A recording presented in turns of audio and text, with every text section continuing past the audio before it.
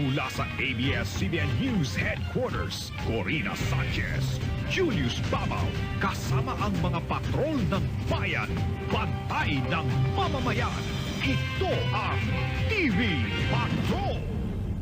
Dinubog muli ang Taiwanese idol na si Jerry Yan sa ikalawang araw ng kanyang pagbisita sa Maynila.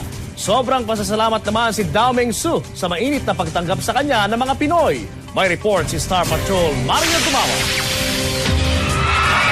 Pag-entra pa lang ni Jerry sa entablado ng La Pavilion sa Ross Boulevard, hiyawan na agad ang mga fans na dumagsa para sa media appearance ng aktor para sa bench. Kinontrata si Jerry ng 16 months sa halagang umano'y 14 million pesos. Game na sinagot ng 26 anyos na 5'10 Asian superstar ang lahat ng mga tanong na ibinato sa kanya. You're willing to pose in bench underwear?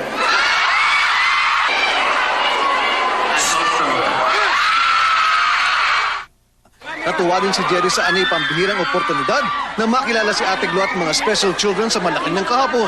Nakakagulat ang komposisyon ng mga tagahanga, teenager, lola at disabled, maging si Mrs. Gina De Venecia. He's so guapo.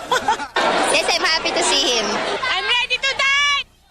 Dito na rin iginiit ni Jerry na buo pa rin ang samahan ng F4. Nagpasalamat din siya sa fenomenal na pagtangkilik ng mga Pinoy na matutunghayan muli sa Happy 50 TV concert.